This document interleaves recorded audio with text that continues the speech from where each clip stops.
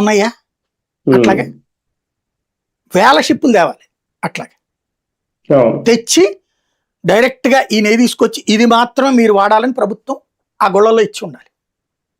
కానీ ఏ గుడికి ఆ గుడి నెయ్యి సపరేట్ గానే ఉందే. ఇప్పుడు అతని పేరేంటి గంట, అక్కడ సింహాచలం వెళ్ళాడు, విజయవాడ దొంగుడికి ఎవరు వెళ్ళారు, తర్వాత అన్నవరం దగ్గరికి ఎవరు వెళ్ళారు, చెక్ చేశారు, అక్కడ ఇంకా బాగా మెయింటైన్ చేయాలయ్యా అన్నారు. ఎవరు సప్లై చేస్తున్నారు అక్కడ నెయ్య?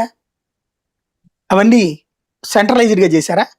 లేదే, లోకల్ గా ప్రొక్యూర్మెంటే కదా ఎక్కడికక్కడ. ఇప్పుడు వాళ్ళందరి మనం దొంగలు అంటున్నాం, అంత నెయ్యినే తప్పు అంటున్నాం మనం. అసలు ఎక్కడి నుంచి ఎక్కడికి వెళ్ళిపోతున్నాం మనం దీంట్లో? ఇది దైవానికి మంచిదేనా, ధర్మానికి మంచిదేనా? సార్ ఒకటి ఇక్కడ రాజకీయ ధృవీకరణ అయితే జరిగిపోతుంది. రాజకీయ ధృవీకరణ చేసేస్తున్నారు. కల్తీ అయితే జరిగింది, అది జంతువు కొవ్వులు కాకపోవచ్చు కానీ కల్తీ అయితే జరిగింది, అందులో కెమికల్స్ అయితే కలిపారు అని. ఇందులో అధికారుల భాగస్వామ్యం వరకు ఉంది ఎంత అని అనుకోవాలా, జగన్ భాగస్వామ్యం ఎంత ఉంది అని అనుకోవాలి? వీళ్ళు చెప్పాలనుకుంటారు జగన్ భాగస్వామ్యం. ఏది వివేకానంద రెడ్డి జగన్ చంపేశాడు అన్నట్టు ఇది కూడా జగన్ చేశాడంటూ ఒక సెంట్రలైజ్డ్ పాలిటిక్స్ దగ్గరికి తీసుకొచ్చే ప్రయత్నం చేస్తున్నారు. అది ఇక్కడ కనబడుతోంది.